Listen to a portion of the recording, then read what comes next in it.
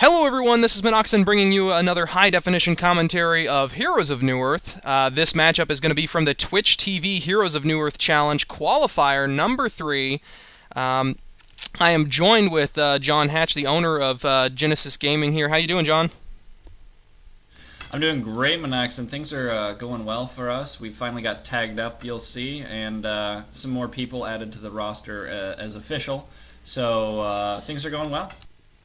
Excellent, excellent. Yeah, and as we were talking before the cast here, this is a qualifier, and do you want to explain what the qualifier actually does here? It moves them forward, or?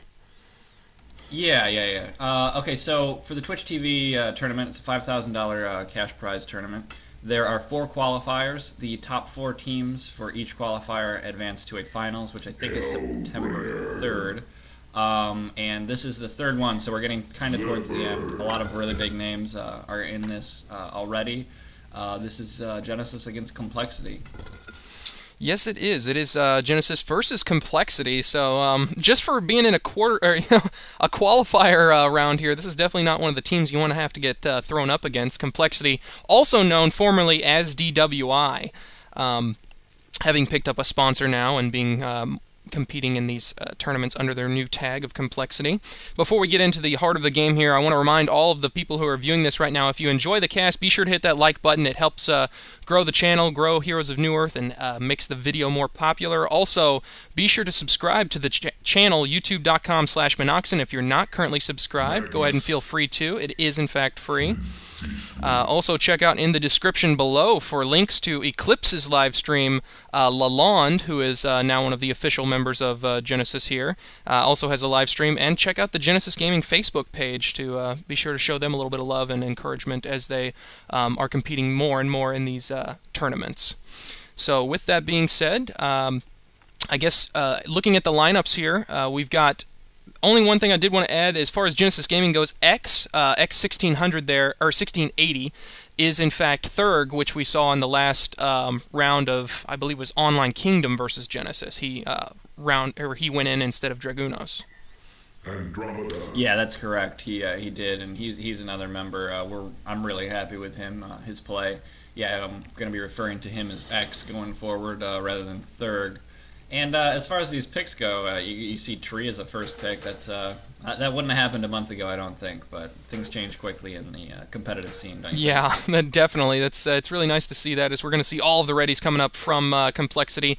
But before my ban list goes away, hopefully, we do have Pharaoh, Behemoth, Plague Rider, Bombardier, Ophelia, Torturer, Kraken, and Wild Soul all being banned so far in this matchup as your band. So Pharaoh, I believe I was talking to John here earlier, and Eclipse actually plays a pretty nasty Pharaoh. We've seen him on Gladiator. He's performed really well in that role, so we know he can do that to a great extent. But Pharaoh being one of his other strong roles. Behemoth probably being banned from Eclipse because maybe they were going to try and do something. They didn't want to have, if they were going to go with Tree or Tempest, they didn't want Behemoth. Behemoth just being a really nasty initiator in general. Plague Rider, we've seen how powerful he is in a solo lane, able to keep control of things by denying his creeps early on. And, yep, I think that's the end of my viewing of the list, so we'll go on to the heroes picked out here. We had Keeper of the Forest being picked up first for the Legion here. Also, just for a real quick sync up, John, if you open your replay control, we're at 11-11, 11-12, 11-13, 11-14. Okay, we good? Alright, I'm going to be getting rid of that then. Okay, so we have Keeper of the Forest was first picked, followed by Tempest, Tundra actually being picked up. That's someone we don't usually get to see very often. Also, Magmus and Sniper going with the new skin here, the Dwarven Flint Beastwood. On the Hellborn, we have Eclipse playing on Hellbringer this time, Zaxarok being on Polywog Priest, Yozer playing as Zephyr. That's another one to get to see. I really like that Birdman. Gotta love him. X, formerly Thurg, is Pyromancer, and Lalonde playing their support this go-around as Andromeda. Yeah, absolutely. I like the Zephyr pick too. He creates an interesting dynamic, and I personally love Zephyr. And he's in the White Owl form, which is a nice change of pace. He sticks out like a bright light. I think in the team fights it'll be easier to see him because he's usually covered in all that cyclone and wind. It's hard to see him sometimes. Yeah, that'll hopefully be towards his benefit and not his his drawback there. Killed the Zephyr. Yeah. But, yeah, no, definitely looking forward to seeing him. He has not gone ahead and skilled up yet. Not sure what he's going to be doing. He is probably... Is he going mid here? He's going to be facing off against... Tundra, of course, and have an Andromeda here to help out in a little bit early to get the good early advantage. That must be why I didn't skill up, you know, maybe thinking to get a gust or something and a gank, but as opposed to immediately getting the winds going. Yeah, instead of going for the Cyclones. As far as the lineups here, we're going to see top lane, a solo Tempest. Tempest actually being laned to face off against Polywog Priest. In the middle lane, we see Tundra going up against Andromeda and Zephyr. We see Magnus down here for Complexity, doing a little bit of a roaming role. I think he's mostly just trying to keep an eye on things going on here, trying to keep things under control for this Flint Beastwood down in this lane, who is going up against Hellbringer and Pyromancer. So definitely not your most standard lanes going out here, but they do have Keeper of the Forest in the jungle to help mix that up a little bit. Just looking at the mini-map, it's a different feel than most of the time. You got a 1-2-2 on Hellborn, and then, you know, the Forester. But with Zephyr in the middle lane, it's strange. I like it. Yeah, and actually seeing the dual lane going up against that Tundra, and looks like they're maintaining pretty decent experience so far on this Tundra, which, you know, having two heroes should most definitely give you an advantage in that lane. And if they can manage to beat him out, that'll be a good start for Zephyr, since Zephyr is one of those heroes that can definitely benefit from some good gold farm and getting his ultimate early for him. But I'm really kind of interested in this bottom lane. I always enjoy, actually I was talking on a prayer the last cast we had, I always enjoy getting to see Hellbringer in a little bit more of a versatile role than just being stuck as pure support. And him being down here with Pyromancer, where it looks like he's getting some of the last hits and being able to do a little bit of this down here. Getting a little bit of love like I like to see, since he's got such a powerful capability in these team fights if they let him get experience and get a few decent items for some survivability. Yeah, I mean, I love Hellbringer. He's an awesome hero. He's always useful. And he's one of those guys that even if you don't have a lot of money, he's just got so many buttons that are always useful. And obviously the ult is, you know, amazing. Great for initiation, great for anything, really. He's a great hero, and getting a little extra gold on him early, especially on Eclipse, one of the better players for Genesis, will be beneficial. Yeah, so since it is Eclipse on that guy, I can only expect that he is probably going to be going for more of a carry-ish type role, you know, trying to get some more of that farm concentrated there. Usually, I think in the games that I have seen, of course, you know, Genesis is a new team, so I haven't got to see too terrible much action from Eclipse. I'm used to seeing him gladiator the vast majority of the time, which is really fun to watch. If you guys haven't seen that, be sure to either go to his live stream and check him out playing there, or check out some of the cast on the channel with Genesis Gaming in there. Top lane, we see just a little bit of an exchange going out. Polywog forcing back Tempest. Tempest has always been viewed as kind of a really nice laning hero because he can, you know, he can deny a creep out of that wave, and then he has extra ammo for that as well to ensure that he gets those last hits and gets those denies. So he's kind of one of those snowball type situations to where he can just keep a really good control of his lane. But going up against a Polywog Priest is no small thing, and being forced to go ahead and break his heal pot there as Polywog smacks it right off him as soon as he picks it up. Yeah, absolutely, and at that top lane, you know, Polywog's, he's easy to gank in some situations. That's probably why they put him at top Genesis, because he doesn't have any speed and any hit points, so, you know, that's why he's up there. Yeah, I mean, you typically, I mean, the times that you'll see it most commonly, you'll run that Polywog Priest middle so he gets that nice solo experience, and he's kind of in a good safe position. It really is kind of interesting to me to see the Zephyr lineup with Andromeda middle, because, you know, we're so used to the, if they are going to put two people in a lane, it's going to be a 2-1-2 situation instead of going just, you know, all in a 1-2-2, which just not used to seeing, I guess. But I'm definitely liking how it's working. Me back in the old days with old Dota. Oh, Tempest top. Oh, Tempest top. First blooded. Getting the gore taunt off there. That's going to help out there on Zaxarok. Picking up the kill there, thanks to that Andromeda. All the way up top without boots. So slow, but she eventually makes it up there, and it pays good dividends there. Well, yeah, I mean, that's where the huge, it's so huge to have these wards out, and not really seeing that much from the Legion team so far as wards. They're really concentrating down in this bottom lane, wanting to get Flint his crucial farm here, because they're going for the hard carry. in Flint Beastwood, hoping that that'll pan out for him in the end. It's kind of contrary to what you've been seeing a lot lately in the, I guess, the metagame with this whole push strat being so popular. It's more of a hybridization of what they've got going. As bottom, we're going to see Hellbringer possibly going down. Does go ahead and get the the deal out there to get some health back, as the combination will go down to take down Magmus. As yeah, that always helps, throwing that life void up and then having someone do some nuking damage for you. Flint, unfortunately, was just a little too hurt to come up and help.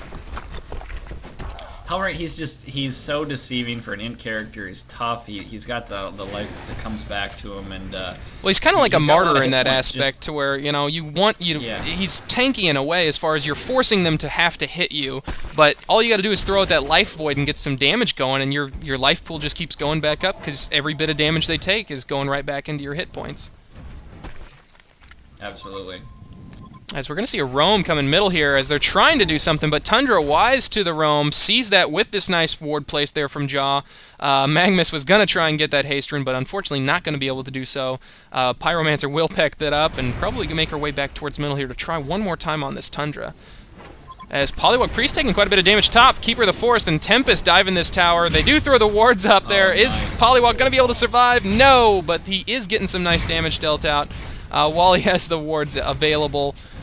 Very unfortunate there for him taking the dive, but he does have support coming in. Tempest is going to be in maybe a little bit of trouble. Pyromancer coming up, going to throw down a stun any second now.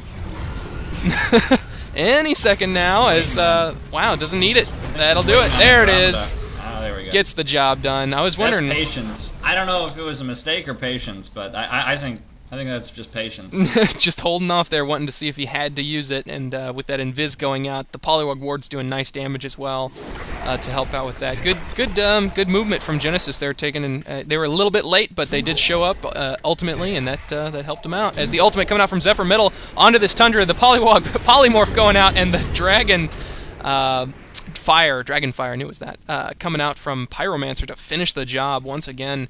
So let's look at the scores here. What do we have going here on these stats?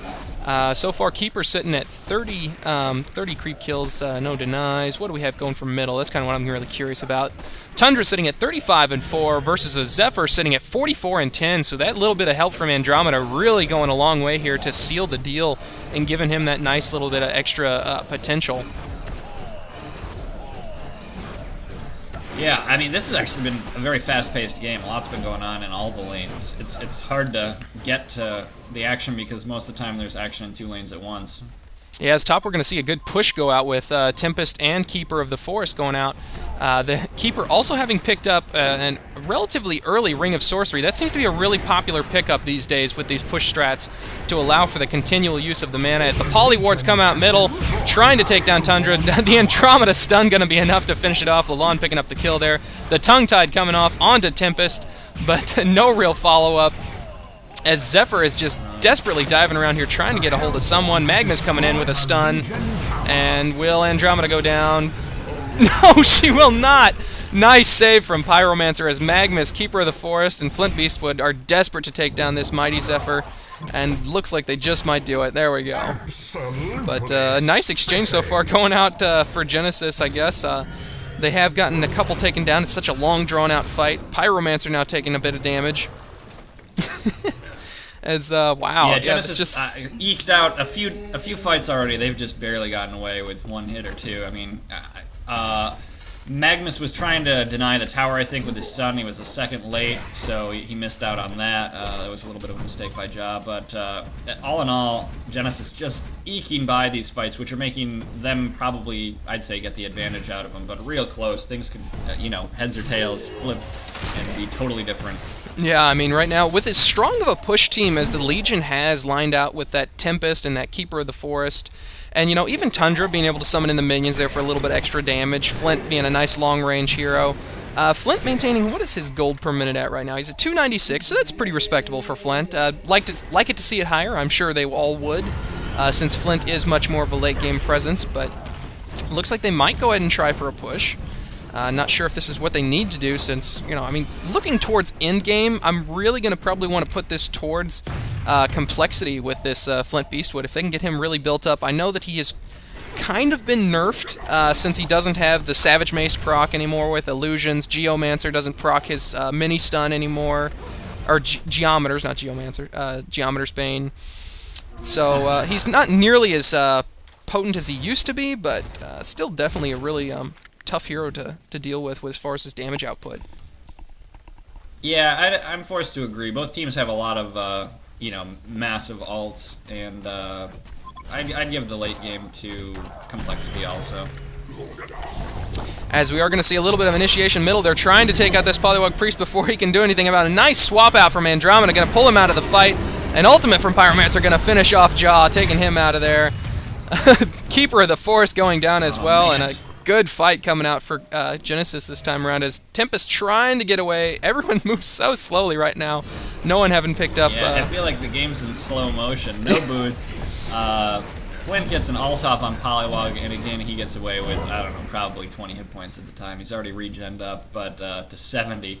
But another one of those just barely getting away things. Zephyr had a special delivery in that fight of his Helm of the Black Legion, which probably helped him out a little bit. From the, yeah, that is a massive pickup for Zephyr. Makes him so tanky. Absolutely. Oh, but yeah, as far as seeing Zephyr in this, I mean, what is his gold per minute that he's managing right now? 326, which is definitely nice. You gotta, in no small way, give some of that credit to Andromeda. Keeping control of this Tundra in middle. I mean, Tundra's sitting at 198 gold per minute right now. Looking at the gold per minute tab, we have Polywog leading the game here at 350. I know, he's going to carry the game, Poly. Followed by Zephyr and Hellbringer, and then I guess, so the Hellborn has a pretty good solid lead on the gold so far. Flint, although on the Legion team, keeping a good amount of gold farm as well, and he's the one that we got to keep an eye on in this game to see if he can get that crucial farm built up to where he can be a force to be reckoned with, but... It'll all come down to how long this game carries out and, you know, whether or not he gets the items he needs to keep him alive in these fights. Yeah, and just in general, Complexity, this is kind of off topic, but for the game, Complexity, right when they formed, they had a string of tough losses, and, you know, I feel like DWI was almost better than Complexity, even though it's the same thing. Yeah, they did switch up the lineup just a little bit. You know, they have picked up, I guess Sabuska has joined the squad here now, and Sabuska also being one of my favorite players to see on a Gladiator there. So, unfortunately, we didn't get to see the Battle of the Gladiators, but we'll just have to wait till next time. That would have been nice. Yeah, they've got some top talent. I didn't mean to, you know, talk them down at all. I'm just saying that they've had a string of maybe not as much chemistry as before. I don't know what it is.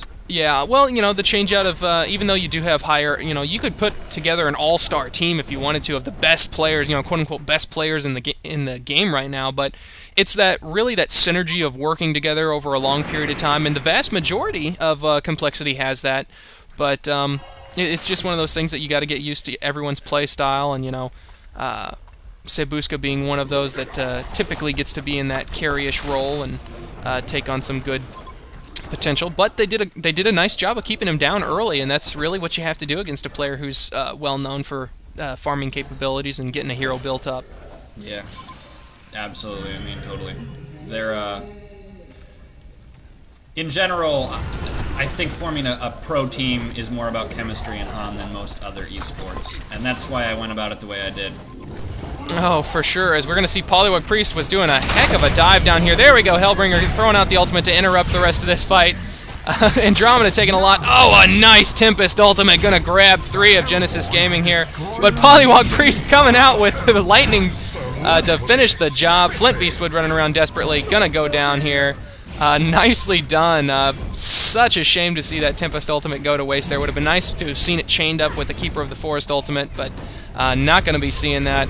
As Genesis takes down this bottom tower, the ultimate from Zephyr going out on top of Magmus. Here we go. Hellbringer trying to catch back up to get this Magmus. Zephyr doing fearless Magmus going in there. Oh, man. Absolutely crazy big fights going out here. As you know, the Polywog Wards, that is one of those really nice. He's a good versatile hero because he's got so much disable, and he's got a really nice, you know, throw it and leave it ultimate there to where he can get so much damage dealt out for these pushes. Whereas, you know, we really haven't seen Keeper of the Forest and Tempest, you know, balling up and doing a good push here. I guess it's because they're, you know, they're looking towards late game with Flint, so they're not really doing as much push as they, you know, can, but if you're going to go with the push strat, usually you tend to go kind of all out there, or have a, you know, maybe not such a late game hero, get more of an early mid hero like a Corrupted or, oh, I don't know, there's so many different ones you could go with there to give you a nice early mid advantage to where you could just push for the wins. You're totally right about the push. I mean, they have a monster push, and they've got, both teams have massive ults. They both have 3 massive ults. You got Magnus, Keeper, and Tempest, and then on the other team you got Zephyr, Hellbringer, and Poliwag, and both of those make team fights absolutely ridiculous. But what you were saying about Complexity having the push strat, I'm kind of surprised that they aren't winning to start because of that. You know, if they're prepared for the team fight with an extra 10 minions in the fight, you know, that's a pretty big advantage. Yeah, they are going against someone like this Pyromancer, which makes it really hard to push. You know, whenever a Pyromancer can throw out that Dragon Fire and then Phoenix Wave to wipe out the vast majority of your creeps. But, I mean, we really didn't see them effectively used, because most of the time that I've watched, like, MSI, who's the one who really was so effective with this push strat that I've seen recently, they utilize not only just the pushing capability of these heroes, but they also use them for ganking. You know, they pick a Tempest up because not only can Tempest jungle or lane effectively, but he can also come out with a nice multi-stun proc and be able to get some good effectiveness out there. And Keeper, once he hits level 6, can run out of the jungle and get an ultimate off and then continue to push once they killed whoever was in lane. But really haven't seen Complexity go for any of that kind of combination. They just seem to be wanting to farm it up and wait till late game. Yeah, I mean, Hellborn has a lot of AoE, which does kind of counter it.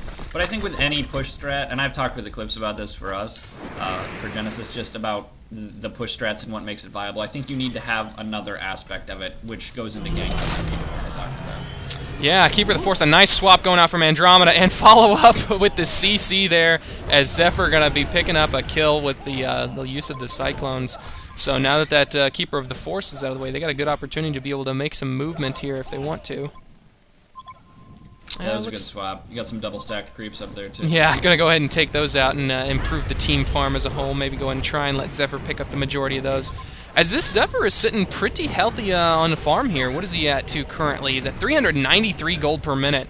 No arguing with that. That is a pretty potent farm on a Zephyr, and to allow him to get that, he's just going to be so hard to take down in these team fights. Poly and Zephyr just both hit 11, which that's kind of a big deal. For sure, and they're doing the quick little bit of Kongor check there to see what they've got going. Since the Tundra Bird, I think they saw the Tundra Bird fly in there to try and do a little bit of a check, so they didn't know whether they were just trying to see where the Hellborn was to keep him out of there or what. But Flint Beastwood being a little bit dangerously pushed up here. He does have a Homecoming Stone. The question is, will he have that game synth to go ahead and back out when he's got the opportunity? And there it is. Is he going to be interrupted? Oh, he is, with the Malphus being thrown out there. Nice use there. I mean, that's, you know, some people might say, hey, that was a little bit of a waste of Malphus, just one hero. But, hey, it was Flint Beastwood. So if you're going to ulti anyone to go ahead and stop him from getting out of there, Flint has to be the one to do it on. I hate playing pub games when people say you waste them all. It's like, if you get a kill and you have a good team, now you know you can wait. You don't have Malphus for the next team fight if you don't. You know, there's argument, I guess, that it could be a waste. That certainly was not a waste. No, not for Flint. Always worth it. Now, if it were a Magmus, maybe, but in this particular lineup, maybe, that would probably be the most wasted out of any of them. But, yeah, I mean, with that Flint Beastwood, keeping him down is really, really important here, as they are going to go ahead and try and take down this Kongor, and that'll be another good nudge in the favor of the Hellborn. We're sitting right now 18, almost 19 minutes into the game. They have a solid gold lead at 8,000, going on 9,000, and around a 3,500 experience lead to boot there. So it's, I don't know, I don't think that this strategy that Complexity was going for is working for him. Yeah, like I said with Eclipse, he's my captain for picking. He's got a good macro strategy. I think he's performed well against OK and so far against Complexity in this game. Yeah, having gone with what they did, you know, having some versatility there. I mean, even Hellbringer's, you know, Poison Nuke can take down a creep wave pretty quickly.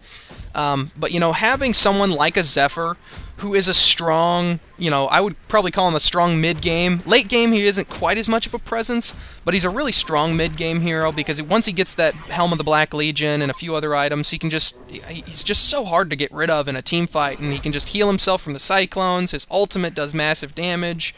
You know, combine it up with the rest of the squad that they've got here. That would be someone I would like to have seen on the Legion side there. Picking something out like that instead of this Flint Beastwood where they're aiming for such a late game. Yeah, I mean Zephyr, like I said right at the beginning, he's a great hero, and actually, he doesn't have a ton of base hit points, but he's got so much mitigation of damage that he's deceiving in how long he lives. You know, when you have 8 Cyclones around you, how much extra life is that? It's plenty. Yeah, I think a really important pickup for Flint Beastwood this game is going to be to get that Savage Mace so that way he can get past that passive reflection ability there of Zephyr's and that evasion. So hopefully that'll go ahead and let him shoot through there, but don't know how high that is on his priority list since he's not really getting too much out of this. I mean, he's dropped back down to around 282 gold per minute now. He must be going for Geomancer, as you call it, because of the Blessed Orb, is my guess. Yeah, I might go ahead and go for Frostwolf first there. We'll have to see what he goes for. Since he went ahead and picked that up, he's going for the little bit extra survivability by picking up the Blessed Orb first. Gives him a nice chunk of stats, some extra survivability in these fights. Do we have Keeper having picked up? He's picked up Astrolabe. Ah, nice. Yeah, they're a bunch of mana. Yeah, he's stacking. I mean, they're definitely stacking for a really solid push game here. If they can, you know, he has Astrolabe now. He has, you know, his Ring of Sorcery to keep his team filled up on mana, but they're not doing it. They're not even trying. Yeah, it does seem like they are building for early game, but they're not winning it. You know? Well, I mean, that's the way it seems to me, at least. Yeah, I mean, well, I'm kind of curious as to why they would pick, you know, Flint Beastwood in this lineup really particularly at all. Given that, you know, you have Polywog Priest here, who's a really good pushing hero in and of his own right. I'm sure that they probably would have preferred, you know, if you're going all push, if you'd have had a Keeper, a Tempest, and a Poly, you'd have been GGing a long time ago as far as towers remaining. But with the Pyromancer and the Hellbringer, and even Forked Lightning from Polywog. Just a lot of good nuking capabilities on nice AoE nukes that can take down these creep waves. So maybe that's why they're not being as aggressive as they'd like to be with the push. We do see Magmus having picked up a Portal Key. That could be another thing that they were hoping to be able to farm up for these team fights. Polywog being caught out, is caught in the Keeper of the Forest ultimate. A swap coming out from Andromeda, going to save him from any more damage from that Flint Beastwood. Doesn't look like they're going to go ahead and continue to come back into this fight, but I mean, Poly has already picked up his Staff of the Masters, so things are looking good here for Genesis. Yeah, I totally agree. Right now I was just looking at the towers and the gold, and as you said, Genesis is up 9,000 gold, 5,000 experience. It looked right now like the Legion Complexity was trying to get a few towers out of this. They're kind of trying to do a squeeze and push 2 lanes at once. Oh, that's what you get for using that invisibility as a crutch. Eventually, someone's going to pick up a Ward of Rev. So kudos to Lalon for going ahead and doing that one. Getting that picked up on that. You can tell he felt so safe going invis there, and then and he had a lot of hit points too. I mean, he's Keeper, but just melted. Well, yeah, when you're investigating into a group of 3 or 4 heroes, it's one of those things to where, you know, you really have to pay attention and keep an eye out for what that support player's got. Oh, a nice Tempest ultimate going to catch Pyromancer, or Magmus ulted to follow it up. Hellbringer maybe going to go down here. They do take him down with the spinning of the Tundra Axes. Polywog throwing out a defensive set of wards here, trying to save the day. Andromeda going down to Flint Beastwood, not going well for this. That was a massive equalizer. Yeah. Excellent port from Tempest. A great follow-up from Magmus. That was some nice play. And we are going to go ahead and see Geo being picked up from Flint Beastwood. Going to combine that with his Firebrand and Blessed Orb to finish out the item. So yeah, very nice play there from them. Maybe that's what they were waiting for. They were waiting for their Portal Key on Magmus. They were waiting for their Portal Key on Tempest, because I saw both of those guys pick it up at about the same time. And now that they've got that, you know, I guess now they can get in there, they can get a really nice Tempest ultimate off, they can get a really nice Magnus ultimate, get a couple of pickoffs, and then bring in the minions. You know, because then once you don't have so much of a defense, those minions are going to be so much more effective against basically a non-existent team who can't nuke them down or get rid of them so quick. As a little bit of baiting. The Astrolab's going to be a big thing too, I think. If Complexity can live through the nukes. Oh, as Tundra is so close to this Ward of Rev, there he goes, walks right into it and gets taken down. Should have gone the way of Keeper. Unfortunately, I don't think he was aware that the Ward was still there, the one that managed to take out Keeper, as it was basically exactly the same spot. But now that the Token of Life is wearing down on Zephyr, they've got 50 seconds left on it. Going to try a little bit of a push here. I'm sure he's going to be a little bit of gung-ho, maybe try and get taken out so he can get maximum life and stuff back. Going to have to be a little careful, though, so he doesn't end up having the token expire right as he dies. But he has his Mock of Brilliance, and they've got a really good pushing situation going out. See if they go for 2. They're gonna.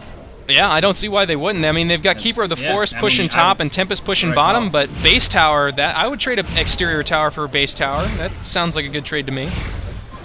Well, and also, if anything engages here, it's going to probably be bad for Legion. There we go, as the Legion team is finally all here. Are they going to be able to get a nice Keeper ultimate off? There it is, throws it out there. Zephyr now caught. Magnus getting an ultimate popped up. Pops it, but is not able to... on the stone. 3, 2, he's gotta die. He's gotta die. Oh no. No. So, wow. Did you see that Magnus ultimate up from the top there? That was absolutely huge. I don't know what it was that kept him from doing what he was hoping there. I guess he got... The Zephyr ultimate went out, maybe hit him with some magic damage, but he did not portal key in and did not stun in. His Magnus ultimate went off and did absolutely nothing in that team fight.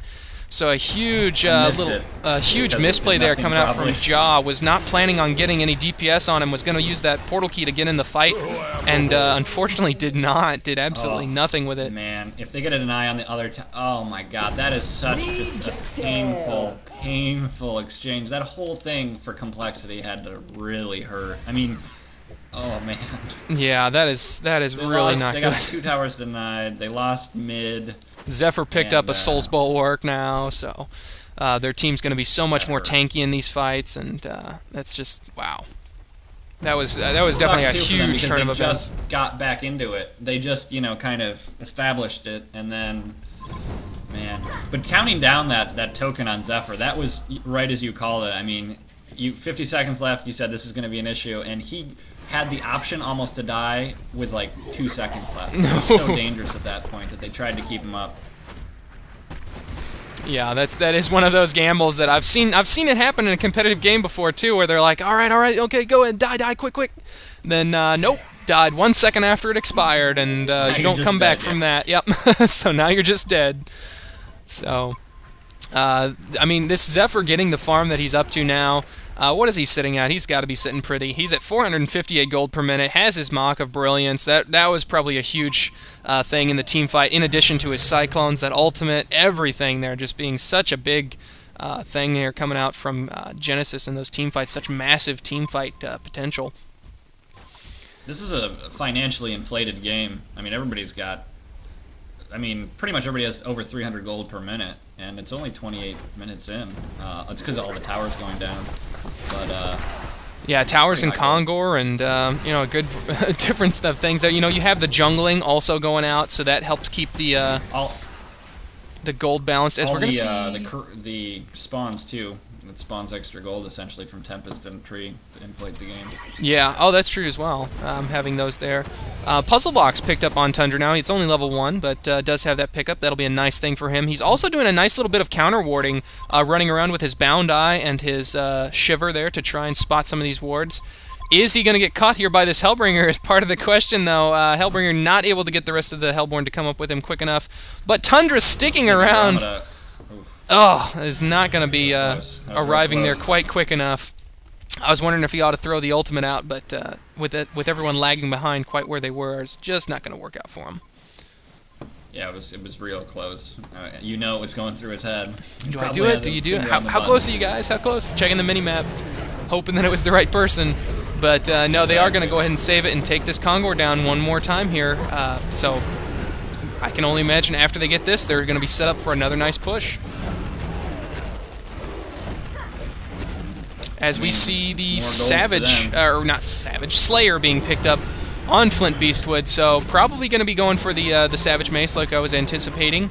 You know, get that extra bit out there, but it's probably going to be a little bit too little too late by the point that this plays out here, as the Hellborn is probably going to line up for another push once again. Oh, we see maybe a little bit of a push top here. But yeah, map control. Yeah, I mean you got to give it to Genesis here with all these wards. They're doing a really nice job with that. Nice control also from. I don't want to belittle Sebuska on his Tundra as well, using the Shiver for a nice little bit of scouting, constantly keeping it moving around, doing a really good job there. But kudos to Lalonde for keeping the ward game up, getting all these wards of Rev thrown out to counter that Keeper. And oh, speaking of poor little Lalonde, there he goes, going to be going down, caught out. Pyromancer now being caught out. Goes ahead and uses the Astrolabe to try and save himself. The Hellbringer ultimate being tossed out to keep the Pyromancer in the fight. That will be enough. Are they going to go ahead and back up into base? That's probably the smart move here. And go ahead and back it back up into base. Unfortunate that they got caught out, but they're going to be set up now for a good defense if they have Polly and Zephyr show up for the fight. Flint's farm in mid. I was curious if they would attempt to push that. I mean, it would have been kind of suicidal, but also they did have a bit of an advantage after, you know, they waste Hellbringer's ult and lose Andro. So I thought they might humor the idea, but they do not. They edge on the side of caution, which is probably smart to get a little bit more gold. Yeah, and that Soul's Bulwark, something I really hadn't thought of as far as combinations going out. The Soul's Bulwark combined with the Polywog wards, that has to be a massive source of damage on these towers. You know, that -5 armor playing out with all of the physical damage from the wards. That's definitely a nice synergy in items there. But nice use of Flint there, going ahead and using the Geo to run up and act like he had something, forcing back the Hellborn here. To make him go ahead and back up, thinking that there was going to be a defense, but gives the Legion a little bit of a time to rally here. Yeah, they're trying to pull back into it when they got Hellbringer. Oh yeah, nice swap coming out from Andromeda once again to reposition that Hellbringer, get him back out of the messiness of the fight. Popping the barrier idol, I guess he was expecting a little bit more action from the Legion team coming out, maybe a little bit hasty on popping that, as now it is going to be on a 50-second cooldown. But we're probably going to see them maybe catch a Tundra. Maybe. Oh, nice run there, just barely. They do go ahead and spot him though. Flint's sent. Oh no, Flint giving away his position is going to be forced to try and run out of here. That's not good, not good at all. As Flint Beastwood being caught completely out, going down. Oh, really makes me question that Flint pickup. Yeah, you've been questioning the whole time, and I think I'm starting to see your point of view on it. Well, he's just such a late game hero. That is part of the reason why you don't see him competitively anymore. In addition to all the other things that I talked about, you know, you used to see Flint all the time because of that freaking combination with Savage and Geos and everything, to where his illusions were getting procs on all of his items, and we're seeing a little bit of action bottom here, but not too terrible. Oh, Andromeda be forced to go down. Magmus getting a nice ultimate out there. The token is used on that Zephyr. He comes back into the fight. Gonna have his tornadoes regenerating still from that Cyclone. But Polly gonna finish up on the tower down here. Magmus going down. Oh, such a just drawn-out fight as Tempest trying to go ahead and pop his BKB a little bit late there, taking a lot of damage in the meantime. The Polywog wards doing their job. Looks like the Hellborn's going to be forced to back up, but the damage was dealt. The tower goes down, and pretty much an even exchange as far as deaths go. I mean, since we had the Zephyr token, if it hadn't been for that, they wouldn't have, you know, ended that quite so evenly. But hey, they had it, and that's probably the reason that they did it. Yeah, I mean, totally. That was an even exchange, as you say, via kills, but because of the token. But realistically, the mission was accomplished. They were going to get the tower and preheat the side for the next fight, which they feel like they have the advantage in, I'm sure. Yeah, now they're trying to get this. Come back and Oh, pardon me. Zephyr's so fed, essentially. He's just gonna Oh, be demonic now being finished. Yeah, I think I said that in another game we cast a while back about a Zephyr being fed, and he just could basically do whatever he wanted. And he's not quite to that point, but he's pretty close right now. At 24 armor, he's pretty hard to kill at this point. I mean, he's definitely not nearly as cheap as the Zephyr of old, but he's definitely a lot better than the immediate nerfed Zephyr, as they have beefed him back up here, finally figuring out that, you know, hey, maybe we're a little harsh. We'll go ahead and up it up a little bit by little bit and find out how much we can have those Cyclones do before it gets ridiculous. I think he's in a fair space. Yeah, no, I think he's balanced where he's sitting. And, you know, if the fault lies on complexity for allowing it to happen. You know, allowing Zephyr to sit there and getting to that point. So that's, yeah, when you have a group lineup like with Keeper of the Forest and Tempest, you maybe don't have quite as good of a ganking potential until you hit level 6, to where that's, you know, a Zephyr by level 6 should be sitting on some healthy farm if he can get it. And, you know, since he got his Mox so absolutely early, that's just snowballed into his Soul's Bulwark, and then, you know, going into a Demonic now, to where he's got an insane amount of armor, sitting on a healthy pool of HP. You know, 1700 isn't the largest in the world, but when you're talking about 24 armor, he's got 62% physical damage reduction. That's going to help him out a ton against Flint. And Flint still not having that Savage Mace. Yeah, Flint still not having Savage Mace is going to also dampen his effectiveness against Zephyr quite a bit. Yeah, he's got a little bit of magic reduction also. I mean, he's the beef, and he gets to... like I said, they're not going to try and hit him, because you really shouldn't. But he can parade around. He does a lot of damage, throws the ult down. It's basically a good... It's like a slow initiation of sorts. He can just waltz in there and prepare the fight for the rest of his team. Yeah, I mean, if you try and focus down a Zephyr, that is kind of basically what you want. He's like an Armadon in some ways there, to where you want to have it go out. As Tempest coming in here, Magnus throws out the ultimate. Tempest waiting for a nice ultimate. There it is. That's going to be the ultimate he was hoping for. But no, the Hellbringer ultimate comes out and ruins his day. Regardless of BKB, that will get through it, and that is why you see Hellbringer so often as a first ban out on this board.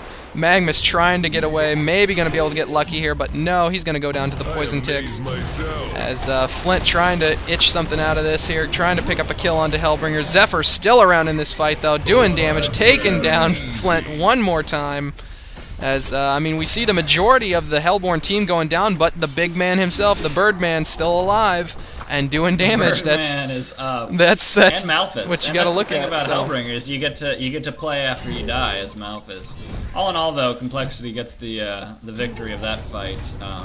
So they did get a really nice combination of ultimates there. So yeah, that was definitely kudos to them on finally managing to get that. But you know, they had everything stacked in their favor as far as, you know, the Legion going into their base.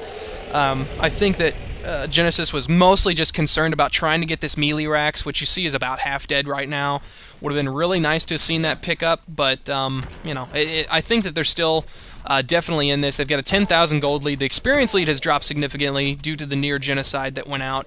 But, you know, a good push coming out from them to finish off this melee Rax, and that'll tip the scale just that little bit more to help them out here. But, I mean, everything went right for Complexity that time. They had the ultimates all go out. They do have the Bearer Idol finished on Keeper of the Forest to prevent a lot of that magic damage from Zephyr, and basically the whole Hellborn team. Along with Astrolabe pick up there. Shrunken Head onto Tempest, kept him alive for a good while. Tundra, what is his Puzzle Box? Puzzle Box level 3 now as well on him, so that's another good component to the fight. And Savage Mace finished on Flint Beastwood.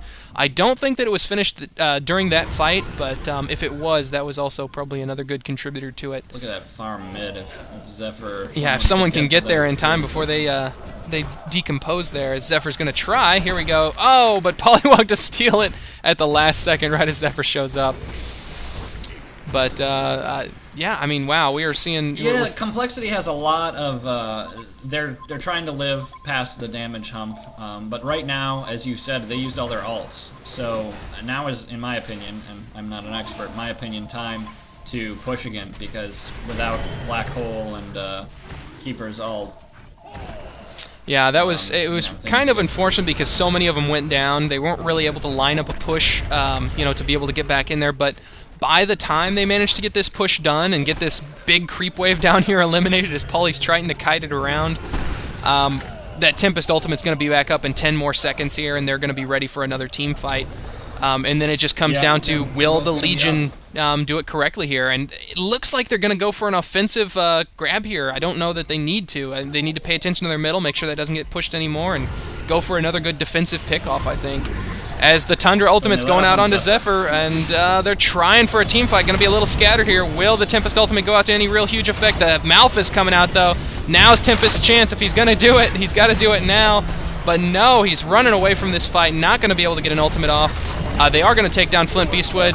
Tempest, what are you doing, man? You got so many people here. Oh, that is absolutely very unfortunate. That was sloppy. They should have waited to go back into base. Tundra initiating there kind of forced their hand, but that was a big mistake. I think the first thing to do is to blame Tempest, but I don't really think that was Tundra's fault. Yeah, Tundra going right then and there. I mean, they were all lined up for it though. They left base with the plan in mind that they were going to catch this team pushing out.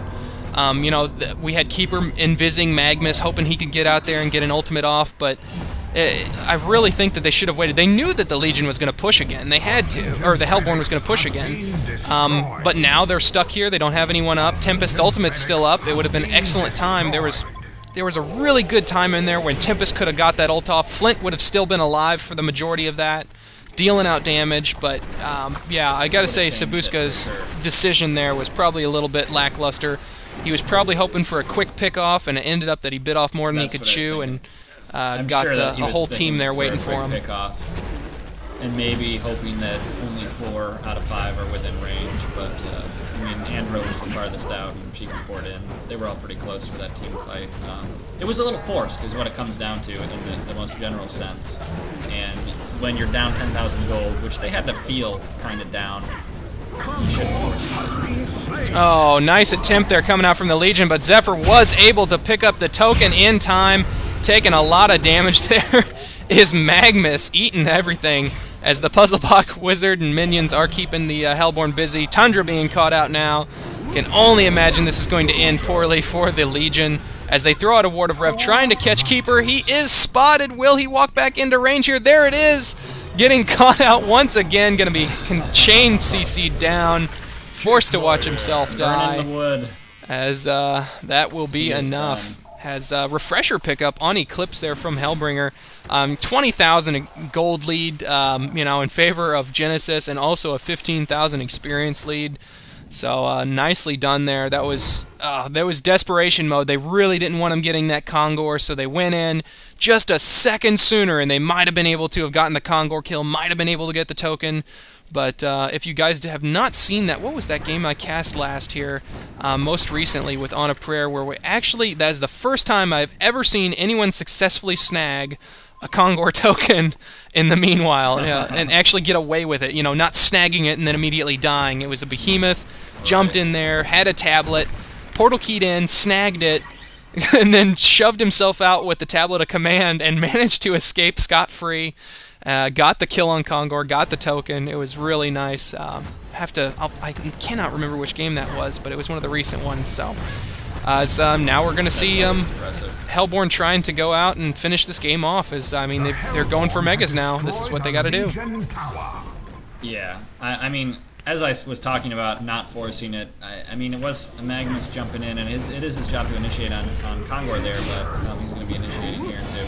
Oh, Magnus coming in to initiate as a nice Tempest Ultimate to follow it up there. Does manage to grab Hellbringer. He's not going to be able to get anything out in this fight. Goes down really quickly there. There's the Malphus as Keeper of the Forest being taken down. Zephyr dealing such massive amounts of magic damage in this fight. Is going to be more than enough to take down the vast majority of the Legion. We do see the Savage Mace and stuff on Flint, but, Flint really not going to be anything in that fight as the GGs are called out. GG well played, and I can only imagine this is going to be a true GG here as they're going to go ahead and achieve Megas, and there has never been a recovery from Megas. Yeah, that doesn't happen. just as I was saying, I felt like Complexity was trying. They were playing from behind. I think they got a big confidence boost when they got that call near genocide at bottom, but they were overconfident. They maybe didn't realize they were down 10,000 gold at that point, and they just slightly forced a few fights that really hurt them. I mean, patience is important. Yeah, that was, I mean, that was one of those to where, you know, it really did come down to, you know, that fight being a huge pivot point, because they, you know, I'm just staring down this Flint right now, but because that's one of the topics I want to touch on here as far as Flint. Everyone's heard it all game, they're probably sick of me talking about it, but why Flint Beastwood? I would love to pick their brain on that and find out why go someone like Flint Beastwood when you have such a nice team lineup here for a push. I can't even remember when they picked him up. I think they picked him up as one of their last picks as well, so it wasn't... I do too. I think they did, but I'm not positive. I actually think... I don't hate the Flint pick as much. I think that they got countered so hard on their creeps. Like, even on the push strat. The puzzle box, it's like getting more creeps, and your creeps between Zephyr and Pyro, and, you know, and there's always a ward down for these team fights. They're losing. All that gold goes to the other team, which people probably generally don't think about, but it is a factor, and they're blowing up those creeps so fast that I think that they actually kind of got outpicked in that regard, and maybe Flint wasn't the problem. I don't know. Yeah, no, I mean, as far as seeing, you know, Zephyr picked out as kind of a good, strong counter to this, because if he can get farm, if he can get a Mock of Brilliance, he himself is just such a powerful component to that team and being able to wipe out an entire creep wave in no time flat. I mean, you still have the nuking potential from Pyromancer and Polly and the other guys, but, you know, Zephyr being, you know, I think that's really key in this, was having a good early mid-game hero that you sat on and you made sure he got the farm that he needed. And then going up, you know, we only made it to, I don't know, we were probably closer to 40 minutes in, and Flint really doesn't start to shine until closer to 45, 50 plus, you know, so you're really aiming for a good late game. But stacking your team with so much pushing potential, by the time everyone's gotten their nukes leveled up and etc., it's really, I don't know, maybe they're hoping that their push strat would farm up their Flint really fast, where he can get some items and snowball into a better late game than he normally would. Going for more of a defensive team, waiting to rice it out and get something built up, but I don't know. I'd like to have seen a little bit more action from the Legion early out in this game, but they had some good plays. Both teams made some mistakes, but congratulations to Genesis and moving on here. I guess that since they are one of the winners in this number 3 qualifier, the top, how many teams did you say it was? The top 4 teams from each qualifier? Four teams from each qualifier, and there's usually more than 64 teams in each, you know, qualifier. So okay, you got to win a fair number of games to get there, and they do become best of 3 towards the end. Well, we may still yet see Complexity move forward here still yet, since they might be one of the top 4 in this this grouping. But have to look forward to see how that's going to pan out once all these qualifiers are done up. Since this was a best-of-1 series, do you know who they go up against next in this tournament bracket? We are going to be playing INFS, maybe not next, but yeah, INFS is the next team, and that should be a best of 3. Awesome. All right, well, thank you so much, John, for joining me again. This was the Twitch TV Heroes of Newerth Challenge Qualifier number 3 matchup between Genesis Gaming and Complexity Gaming. Genesis Gaming is your winner here. You're winning. So be sure to check out the YouTube channel, youtube.com/minoxen. Subscribe if you're not subscribed. Hit that like button if you enjoyed the cast. Check out the description for links to Eclipse and Lalonde's live streams there, and also Genesis Gaming's Facebook page. Be sure to give them some love there and tell them minoxen sent you. So thank you all for watching, and we'll catch you next time.